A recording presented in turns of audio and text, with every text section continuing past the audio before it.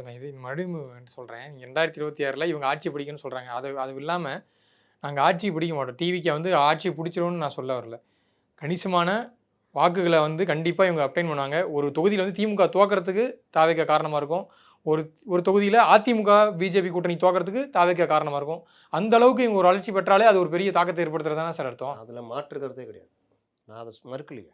நான் சொல்றது 234 தொகுதியில நீங்க செலவு பண்ணி, நீங்க நெனைக்கிற ஆட்சிய பிடிப்போம், அதெல்லாம் நடக்காதுன்றேன். இது நடக்கும். 8% 10% 12% மற்றவர்கள் காலை வாரி ஒரு விடுறாங்க. 4 எம்எல்ஏக்கள் வரமாட்டாங்களா சார்? இப்போ 234 தொகுதிகளுக்கும் இவங்க போட்டு ஒர்க் பண்றது ஒரு பார்ட்டு. அவங்களுக்கு முன்னாடி உள்ள சிக்கல்னா 10% 12%ன்றது நீங்க சொல்றீங்களே 4 எம்எல்ஏ, 5 எம்எல்ஏ வருவாங்கன்னு. அது கூட வாய்ப்பு இல்ல அப்படின்றது. ஏன் சொல்றேன்னா, ஒரு தொகுதியில ஒரு எம்எல்ஏ ஜெயிக்கணும் அப்படின்னா, குறைஞ்சது நீங்க 1,00,000 1,50,000 வாக்குகள் வாங்கணும். இல்ல லாஸ்ட்ல ஃபர்ஸ்ட் ஏதோ ஒண்ணு ஒரு 6,000 2,000 அப்படி சில இது எம்எல்ஏக்கள் வரதுக்கான வாய்ப்புகள் இருக்கு.